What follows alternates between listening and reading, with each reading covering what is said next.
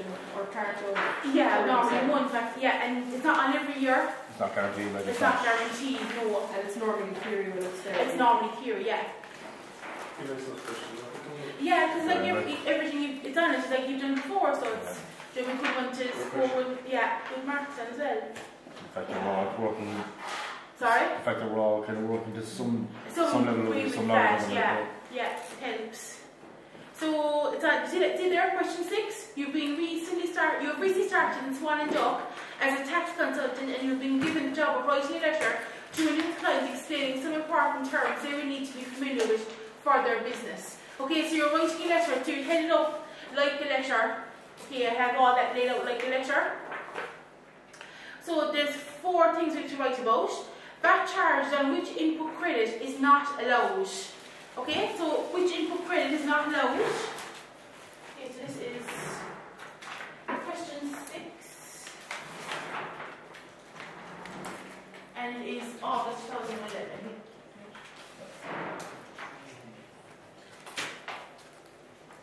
So not allowed an input credit. Okay, we're talking about petrol, passenger motor vehicle,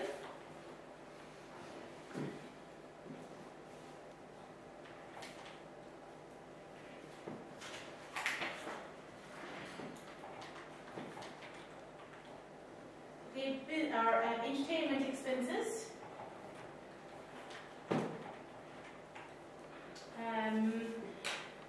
personal or non-business, I should say.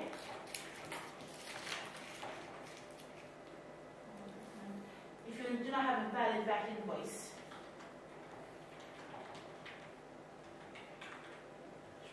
Petrol, passenger motor vehicle, entertainment expenses, non-business expenses, no valid VAT invoice, and we've got food, drink, and accommodation.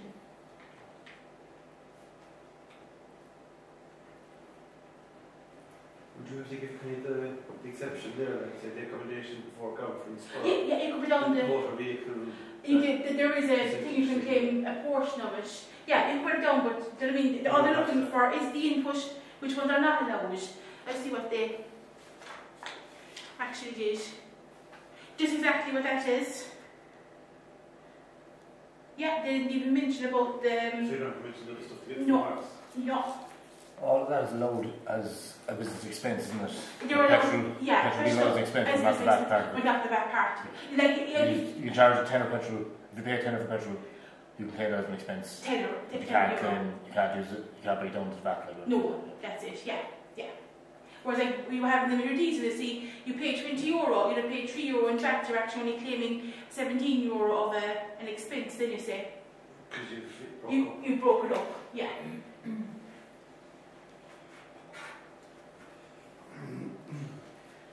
Okay, who must register for VAT then? So register for VAT.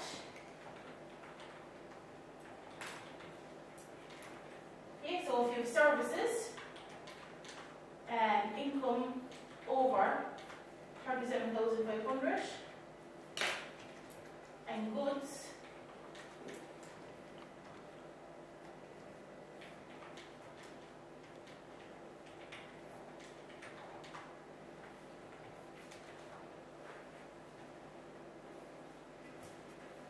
over 75,000. Is it sales or income? Sales, yeah, revenue sales. Turnover. So turnover.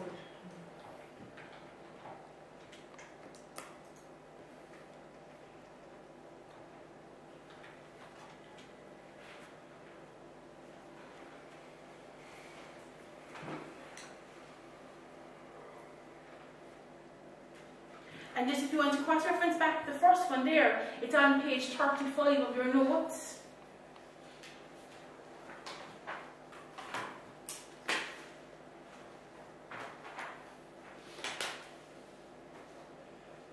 And if you want to put in, on page 33 is about the VAT registration then.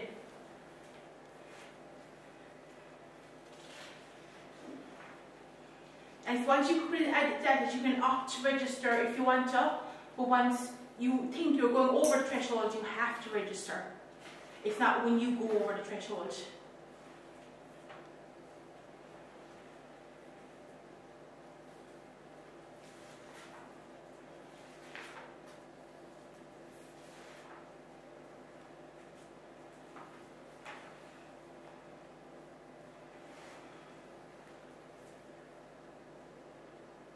Part 2 is our cash receipts based on accounting, which we've already done, haven't we? Okay, so cash receipts basis, cash receipt from credit customers plus your cash sales, VAT, payback on sales based on income received each 2 months available for this basis. You will turn over less than $1 million or 90% of your sales to unregistered persons. And that's on page 37 of your notes if you want to reference it back again. 37. Page 37, yeah.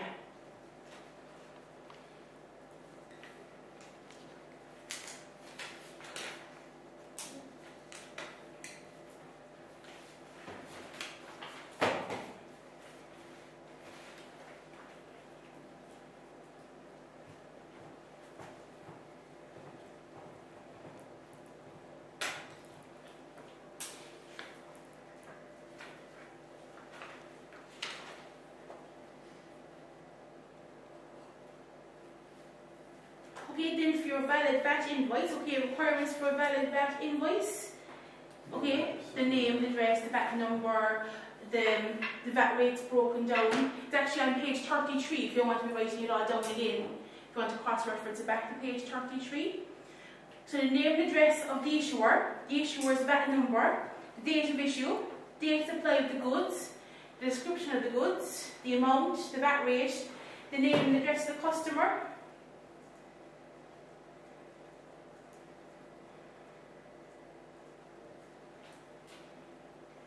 and I just want to write in as well, just that the invoice must be issued by the 15th day of the following month, just so we'll have that in as well.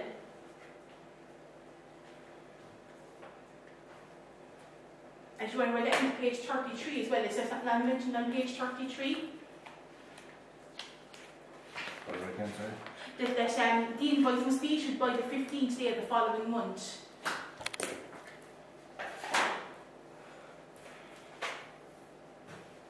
Are they all the tax notes so far, that tax and auditing? No, this is all tax and That's kind of auditing there. Jeez. No wonder I go through so many things. No wonder the picture's broken. Indeed, there's nothing on I actually have batched them ready for next week as well. I'm just trying to get them all done before Christmas. Good idea. Well, it's still working. Yeah. And it's been Christmas, just putting them together then into little packs. So I'm free for after Christmas then, you know, instead of rushing over at night to get them all photocopied. That's the plan anyway. It doesn't always happen that I be that organised, but it's there in theory. So when you've got 6 different classes to get ready for, you say. That sounds crazy.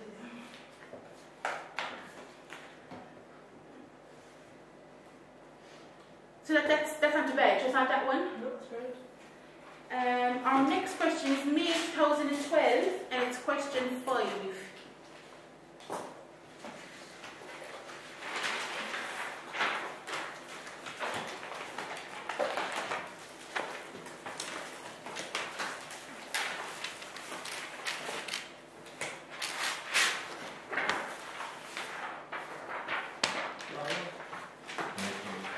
May 2012, question 5.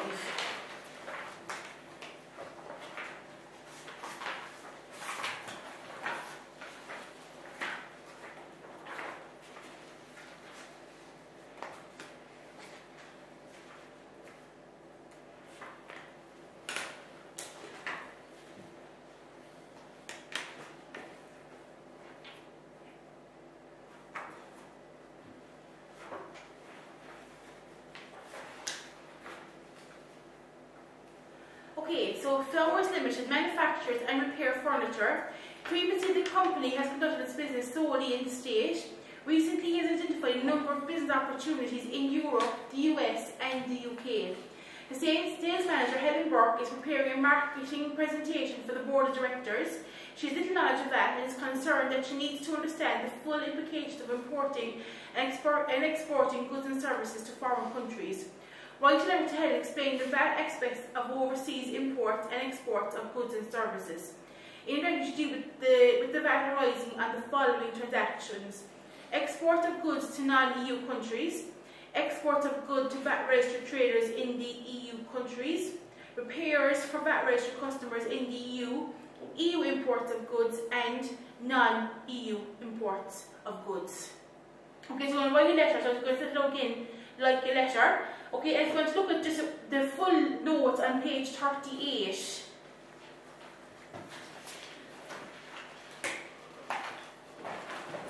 And page 39.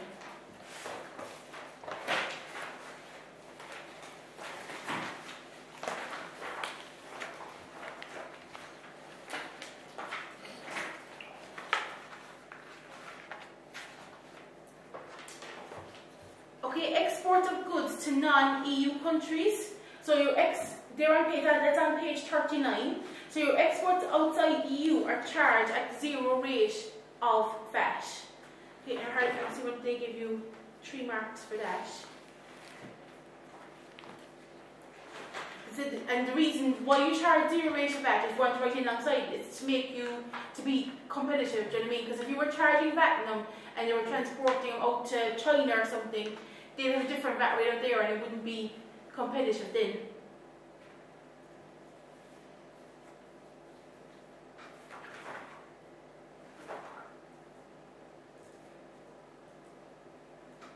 Okay, and then they've just given that as the answer and the solution.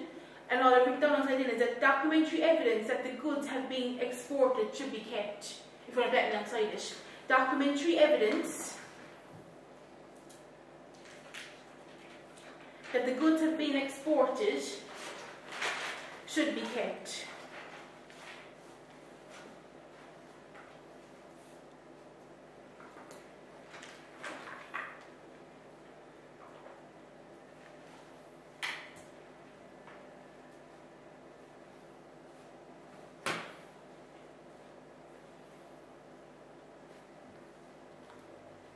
Okay, that's all I have to put in for that.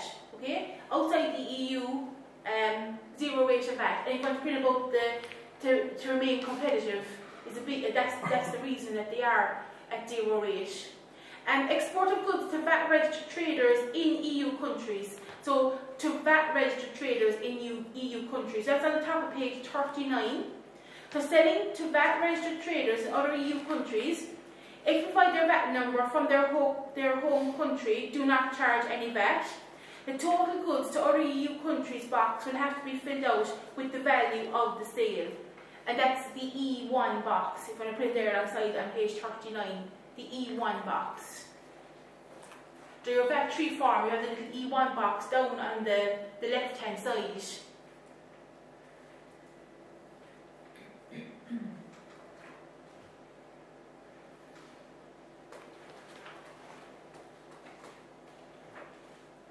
Okay, and it's the net amount you put into that E1 box, not the VAT amount, not the total amount, it's the net amount.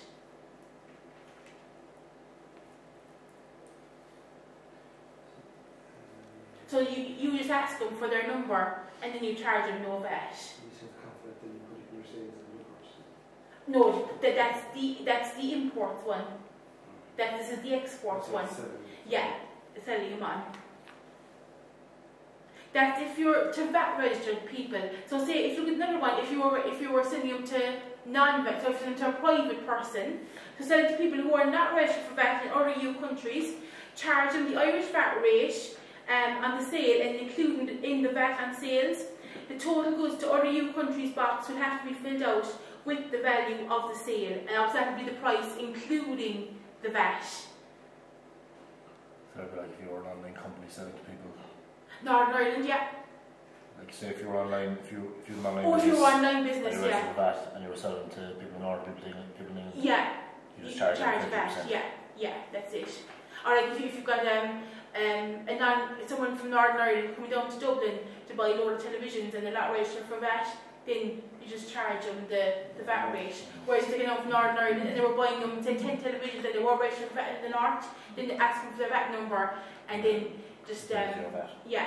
And like if you print the little do you know what I mean, little examples, do you know what I mean, they show exactly, you know what you're talking about, like, especially if that one, I would use Northern Ireland as a typical example, John, just the EU country.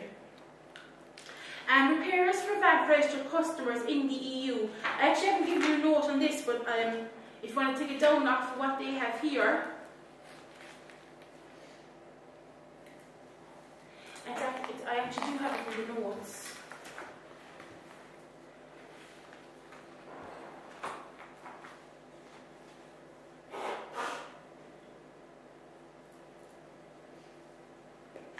If you go to page 12 of your notes,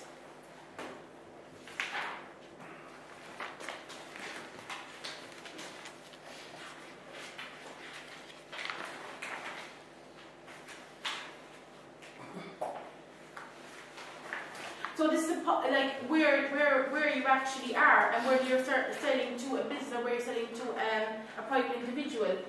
So from the 1st of January 2010, the place of business rules will depend on the following. If supply is business to business or if supply is business to customer.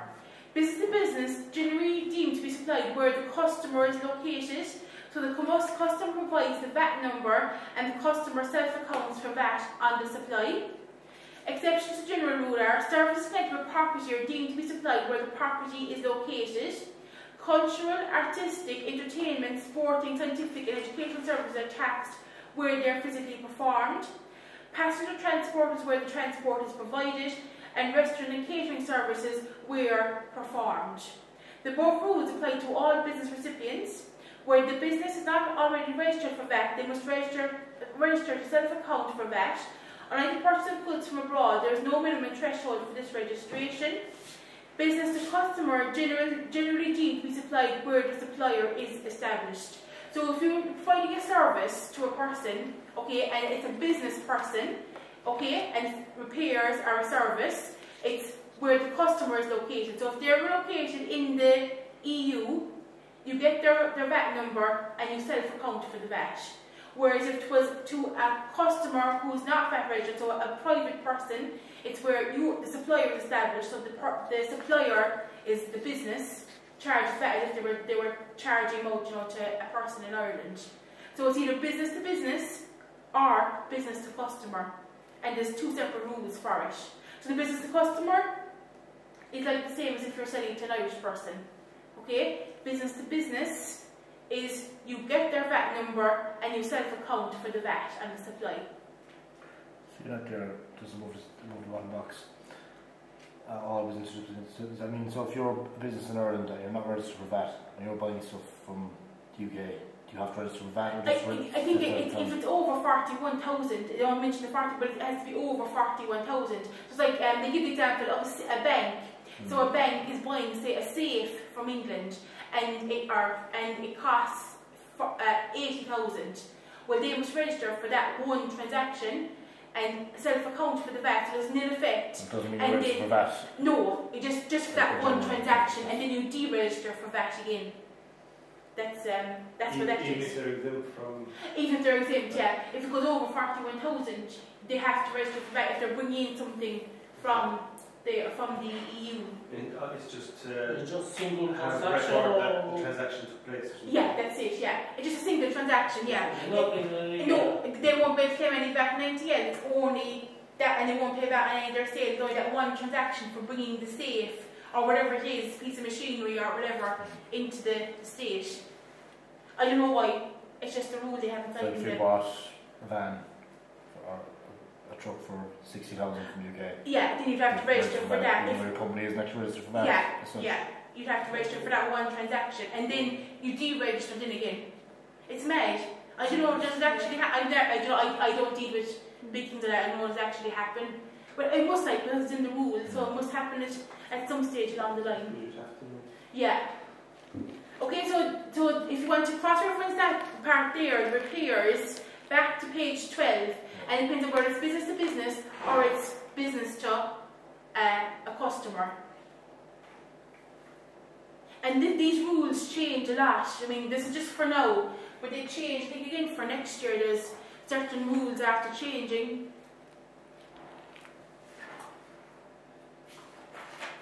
And that's exactly, if you look at, I haven't given you the solution, I don't think, have I? No.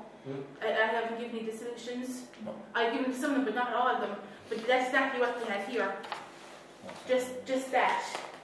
Okay, so do it business to business, business to customer. Business to business, customer provides VAT number, you self-account. Business to customer, just charge them the VAT where the supplier is established.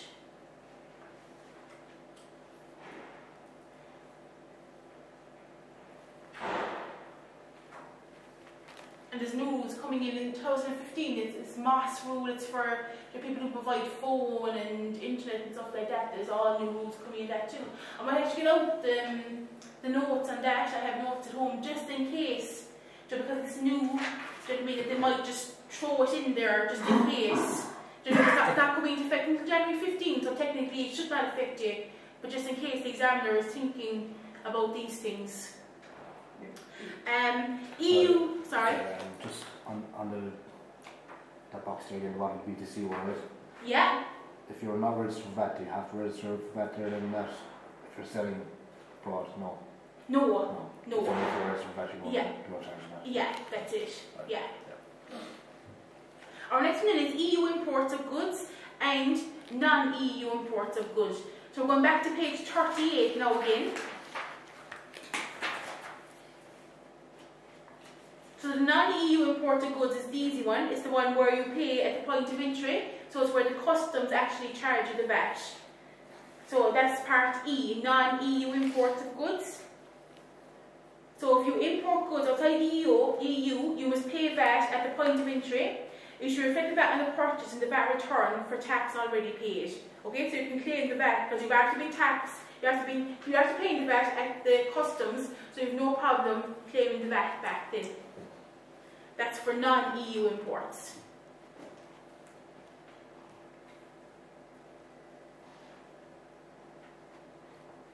And then our EU imports.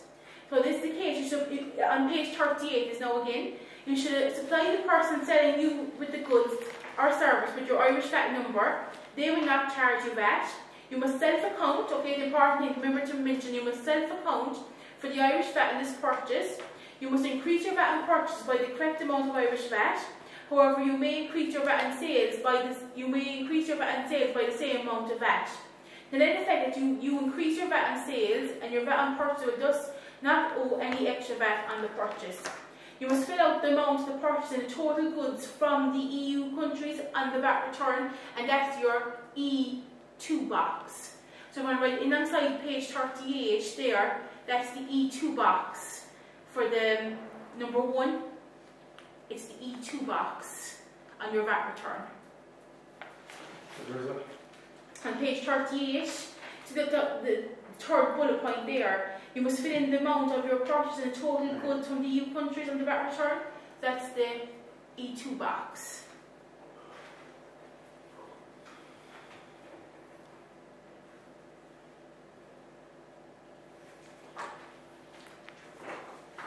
And the best way to answer these like this is answer them in bullet points. And do you know what I mean? Like their solutions now, they have, do you know what I mean? Do you know like that? But bullet points are quite acceptable, especially like if you're writing a letter, you just head it up, and see the way they have headed it up as a letter to Helen, and do you know what I mean? Date, dear Helen, I refer to our recent conversation, and then you like for with 5 points, so you put a little heading and put a little point underneath each one. Then. Okay, so that's May 2012. We're going to August 2012 now, and it's question 5.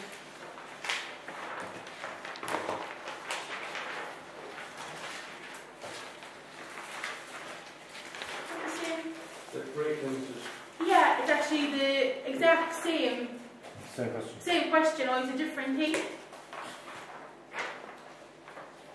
It's practically the same, only different names. It's the exact same solution too. that's efficient. Someone got lazy.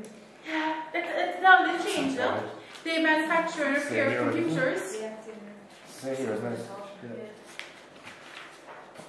So there's no point going through all that again. So that's August 12, all about our exports and imports again. It obviously wasn't answered very well. That's why I just repeated it again. Yeah. We won't see that stuff. So, May 2013, question 5. May 2013, question 5.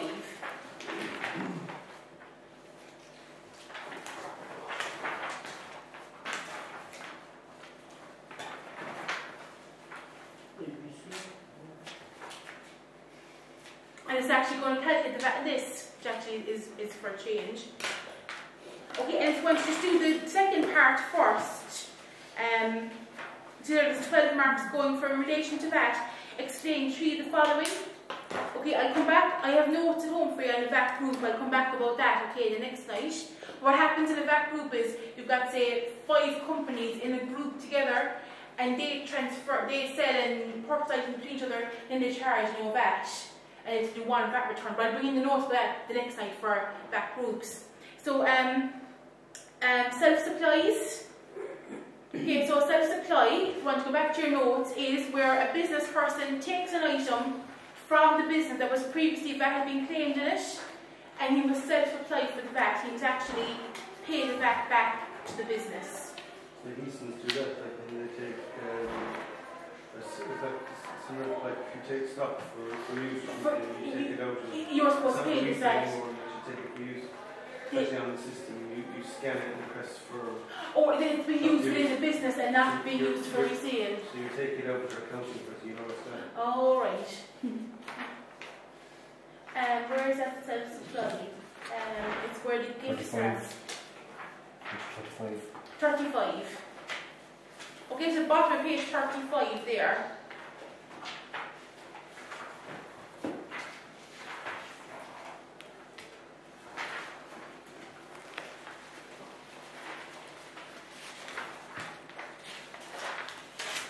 Okay, and there's 2 parts to it. There's a part where self-supply, and if you purchase something for use in the business and reclaim the VAT on it, but then subsequently transfer the item to non-business use, you must repay the entire amount of VAT you reclaimed, no matter how long the item was in use in the business. So that's the first part of it. Then the second part then, on the bottom of the page, is gifts. If you purchase items and reclaim the VAT in them, but subsequently give them away as gifts, as long as the value of the gift is less than €20, you don't have to repay the VAT.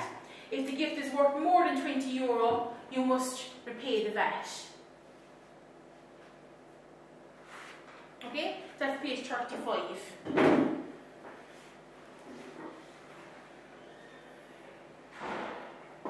Okay, then our cash receipts basis, which actually is up on the board here still. Okay, your cash receipt from credit customers and cash sales. That on the income you're receiving, the 1 million and the 90%. And you want to cross-reference that back to page.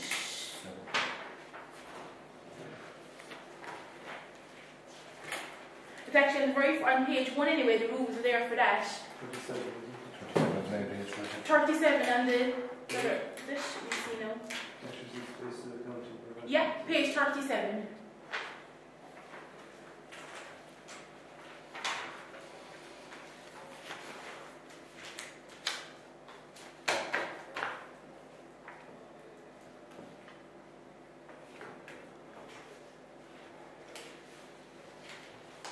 And then our last one, the multi-supply and the composite supply. So the multi-supply is the hamper one, and the composite supply is the full one. Okay? So the composite supply is you have one principal item and an ancillary item with it. So you've got the mobile phone with the instruction booklet, so it's all charged at 23%. Whereas the multi-supply is the Christmas hamper, where you have all different items that can all have different VAT rates, and you do them at their separate VAT rates. And give that'd be great enough to give your example, the Christmas hamper and the mobile phone. And they're on page 10 and 21. Was it 20? 10 as well, 10 anyway, on page 21 as And the one where the examples are done out, Page 10. page 22 and page 23. Page 22 and 23 give the example of the deleting of the computer and about the car repair and the going out for the meal. So page 22 and 23 have got the examples.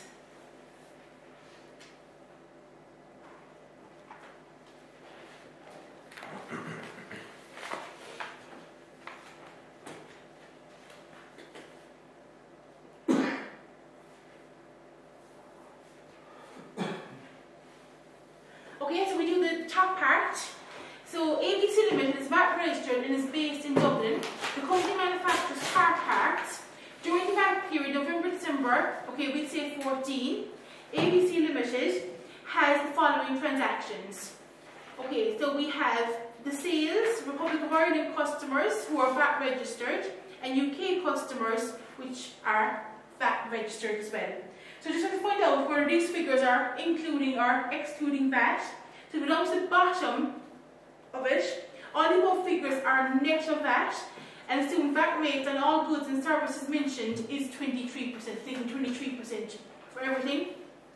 Calculating VAT liability for the period November-December, showing clearly the amount arising on each of the figures listed. Okay, so we'll do our sales part first. So this is question 5.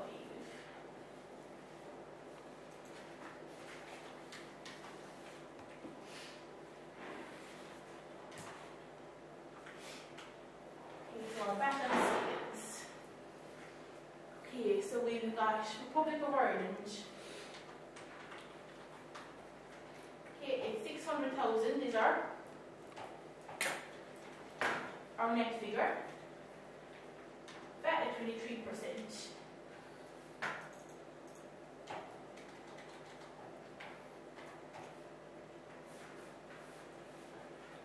So our VAT is 138,000 on the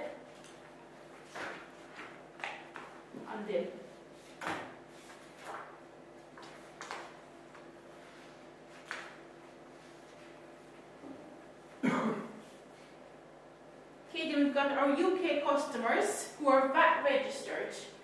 Okay, so UK customers.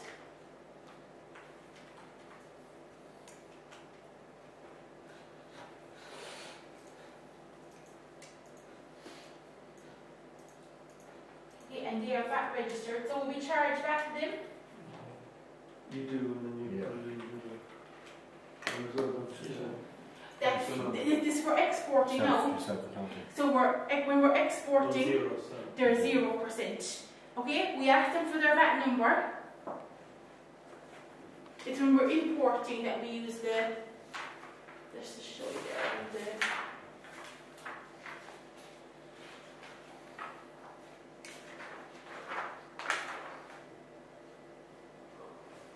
Okay, on page 20, just in the bullet points there. So if you're exporting goods to the EU countries, they're zero rated if the Irish supplier obtains and quotes the customer's VAT registration number. Okay, so we just put that in there. Zero rated.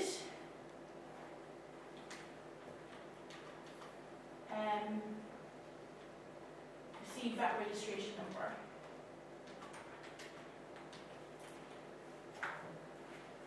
Okay, because it's an EU export.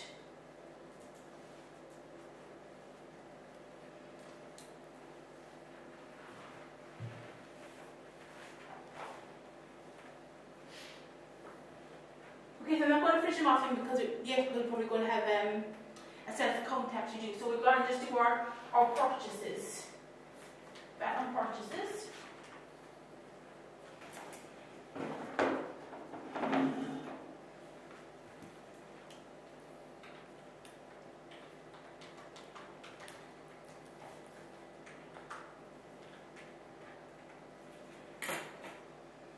We've got purchases of materials from Irish suppliers, 200,000. So will we be charged VAT on that? Yeah. We will pay. So it will be 200,000 by 23%.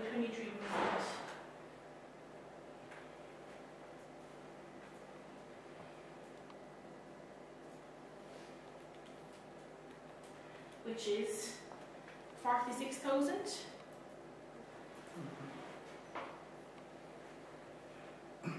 Okay, we've got purchase materials from UK customers, or UK suppliers, sorry. This is the one we're going to have to self-account. Okay, we're going to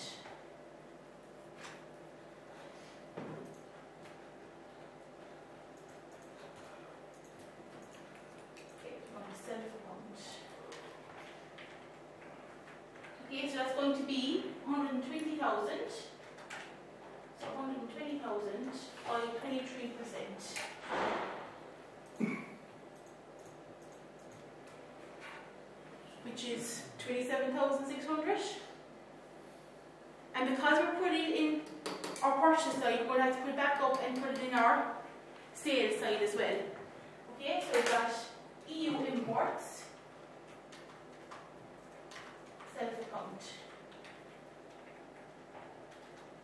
Okay, and the VAT amount we're actually worried about, 27,600. Put nothing in here to the next figure, it's only the VAT we're self-accounting for.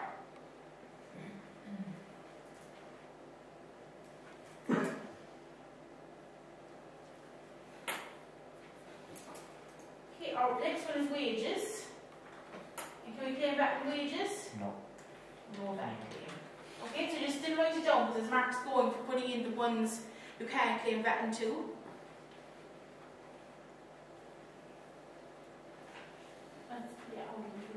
Our next one is insurance. There's no VAT on insurance either. Just go on your insurance and no VAT claim.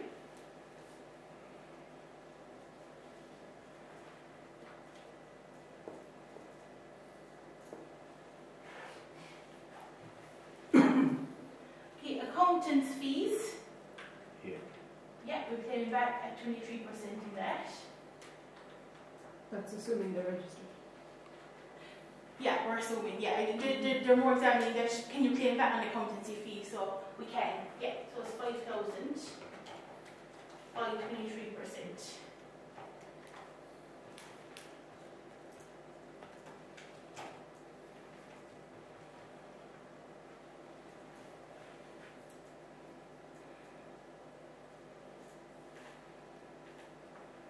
Which is 1150.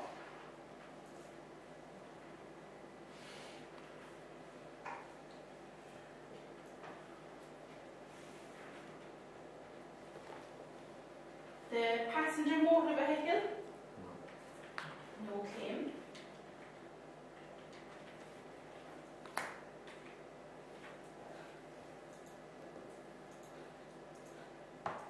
I think this is a good question, Joe, for the stuff you can't claim. Instead of having to recite off a whole load of theory, then you're actually putting into practice what you can and can't claim. Then we've got a machine for 250,000. Yeah, so we'll get the VAT in that.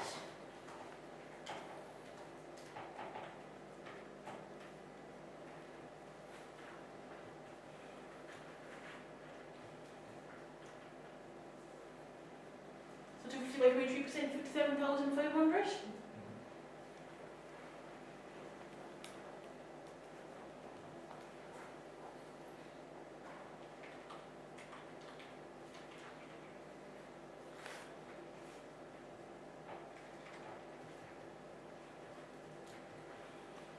Diesel for the car, €8,000. Okay, so that's grand to claim the VAT back on that.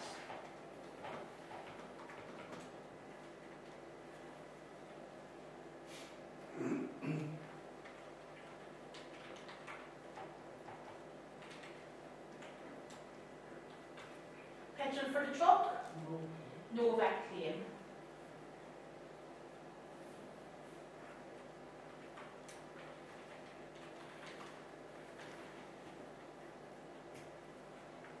Okay, and lease payment for the machine. Are we presuming that this is another machine, or is it the lease payment for the machine we've actually bought up here? It's not clear, right? It's not. Well, we put down a presumption, presuming this is a different machine.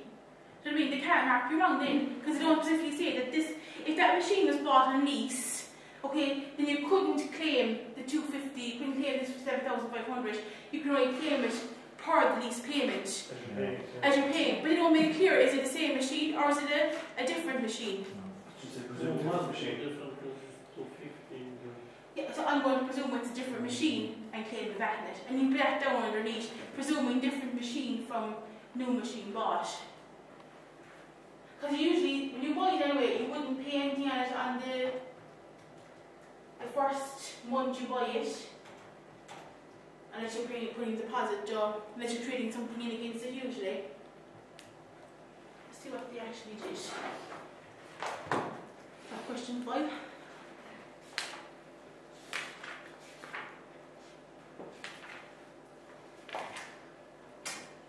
It's easier to assume it's a different one anyway, it's less right. From a practical point of view, like I said in the example. It's a different machine, more better. They haven't got the solution for it in. They can mark you wrong anyway, so they can't if you said that. No, if you, I presume it's a different machine, they can't. If mark they it wanted wrong. you to take it as for the same machine, they'd specify it. Yeah, so you like they should have said machine purchased on lease, and then the lease payment underneath it. Then, do you know what I mean? You have to put in that was the lease you Or paid, and not the. they'd say the machine and then say lease payment for machine has been listed above it. Yeah. Then you know not to claim that one. Okay, so if you buy something on lease, you can't claim the full amount. Okay, you only pay per the repayments you're actually making back on it. Okay, so we're going to add up all them.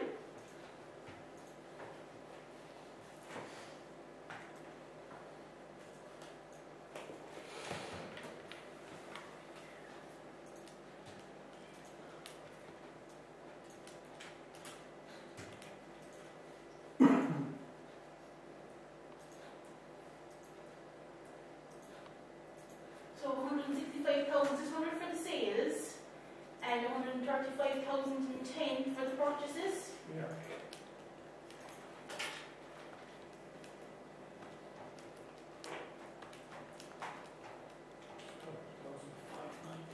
Okay, so that's T1 for our sales, T2 for our purchases, and T3 will be the amount we actually have to pay, which is our 165,600 minus our 135,10, which is 35,090. Yeah? Okay, so T1 is your VAT on sales, T2 is your VAT on purchases, and then T3 is your VAT payable.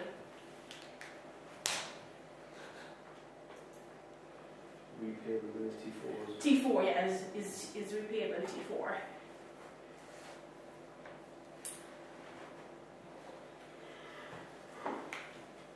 So that was an alright question, wasn't it?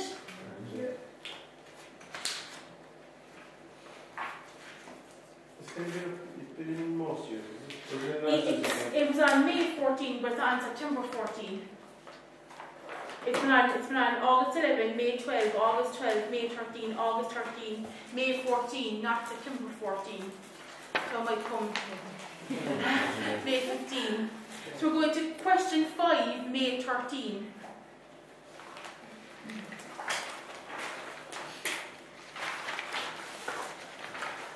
We just did that That one. was That was question 5 minutes. Was that?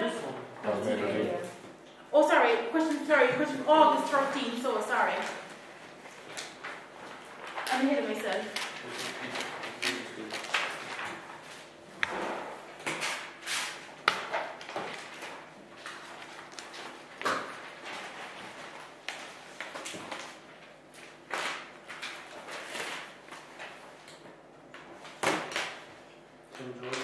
Tom Jones, yeah.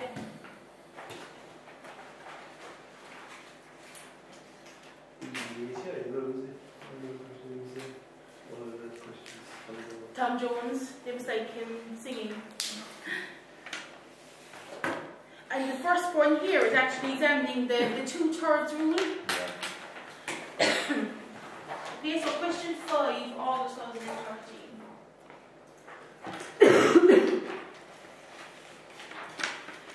Okay, so we've got Tom Jones. What we're looking at is the 2/3 rule.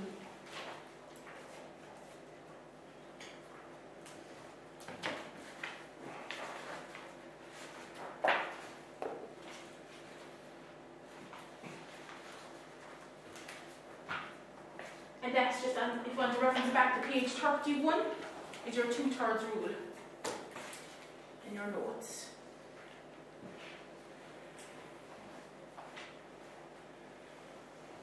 Okay, so Tom Jones has a business as a supplier and installer of electrical equipment. He's quoting for a job to supply and install a safe for €1,000 net. The price for the safe is 700 and the installation is 300. But he's doing it as one job, so plans to charge €1,000 plus VAT. Installation rates are 13.5 and safe is 23. What VAT rate should Tom charge? Okay, so you look at the safe is 700, safe on this 700. Labour is 300. Our total is 1,000.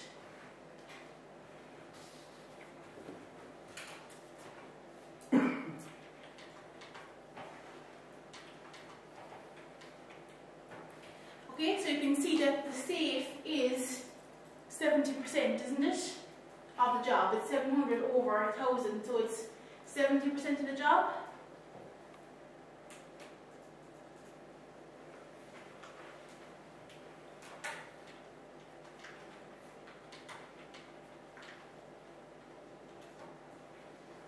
So we're going to charge VAT at 23%.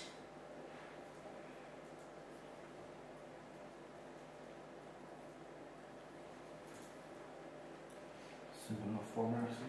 Yeah, it's grand. And but then if you hadn't learned about the 2/3 rule, you wouldn't know. If there was only 600 and 400, you'd charge He charged 23 for that. He charged 13.5 then, because to be 600 over 1,000 to be 60%, Yeah. so it's less than 66%. So he charged that You charge 13.5%. You won't charge an XR or anything. Sorry? You won't charge the safe 23 and labour. No. Once it's under the 66, you go with 13.5, and once it's over the 66, you go with the 23.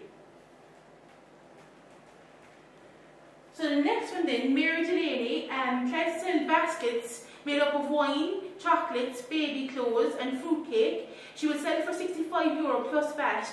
What VAT should Mary charge? Multiple. That's the multi-supply. So it'll be each item is taken at the different rates. Okay, so we've got, what's her name? Mary Delaney.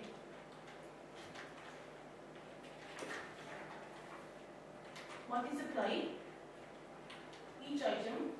And I suppose if we're in for the 2/3 rule here, just starting on top, over 66%, charge VAT at 23%. Just so you have the rule there with it. Under 66%, charge VAT at 13.5%. Okay, just to show the rule there as well.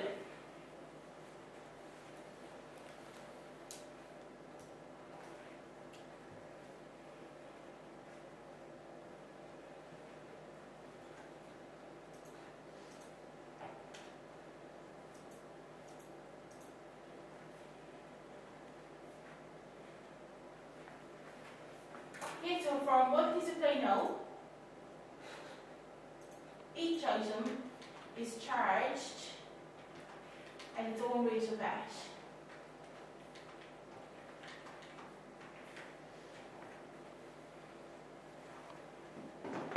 So we have the wine,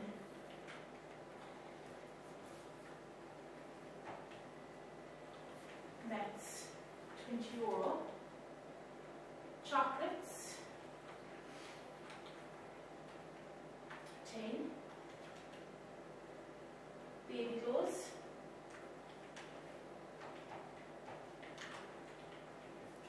30.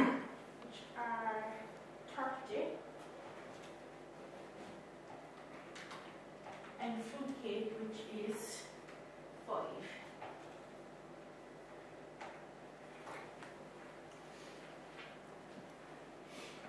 So for the wine and the chocolates, we'll be charging 23.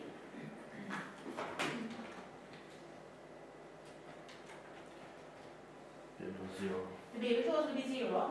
But I think the fruit cake is 23% VAT as well. Yeah, so it will be. Because it's Luxury. luxury item. Yeah. Whereas if it was a loaf of bread, it would be 0. Because a fruit cake. Would you be able to work that out as well? Yeah, we'll actually work. Yeah, just because it actually asks, doesn't it? What VAT should you charge? So we'll have. And just to put in, like, just to show you, you know that it's 0% for the baby clothes. So we'll have 20 plus 10 plus 5. Rather than 23% is 460. 30. 115. So the VAT would be €8.05.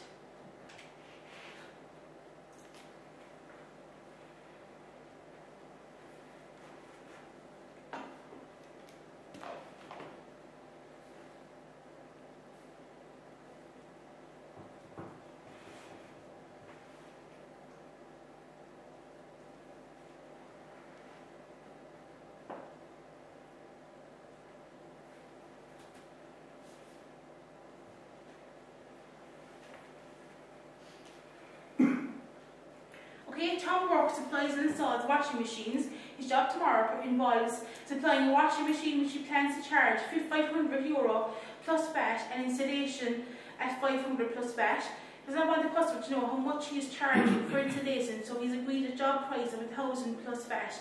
What VAT should Tom charge? Okay, so it's like a one above, isn't it? 2/3 again. So I'll just bring this down. What's his name? Tom Bork.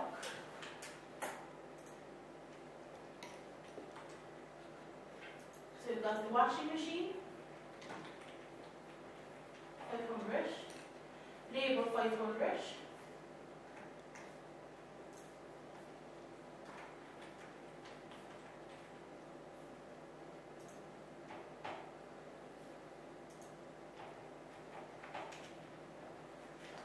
Okay, so it's the washing machine is 500, labour is 500. So the washing machine is 50% of the job, isn't it? So it will be the lower 13.5% rate we'll be looking at.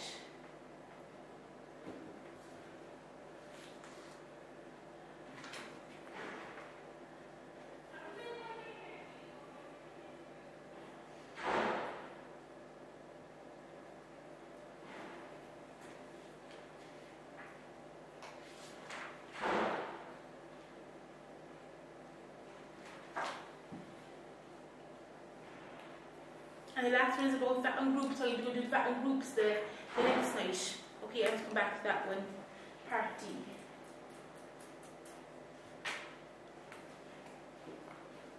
Yes, I want to.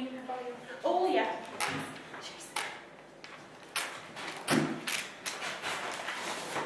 The last one we have is May 14. Just want to see if it's long, I'll give it to the next night.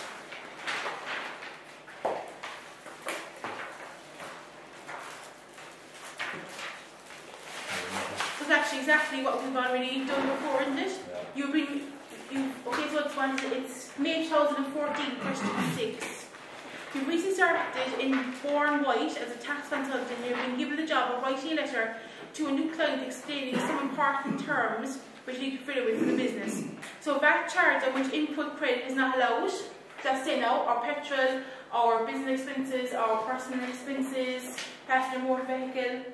Okay, and when you want to write in the cross reference to it, yeah, is page 35.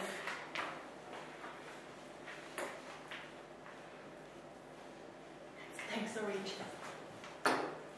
Okay, so page 35.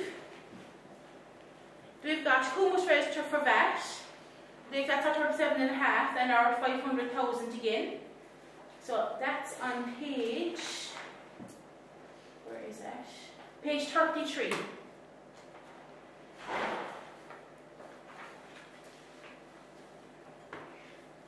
The cash receipts based on accounting. Okay, so the cash receipts based on accounting is 37, is it? 37, yeah.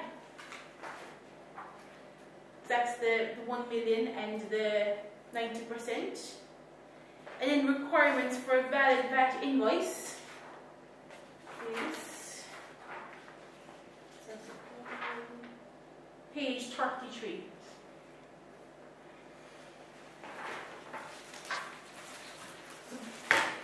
They're all the VAT questions have actually come up. So they're actually alright, aren't they? Okay, and I'm just going to get clarification on the VAT groups to see exactly what is examined within it. Okay, and get back to you the next night. I had planned, I said, I'm doing, a bit of corporation tax as well.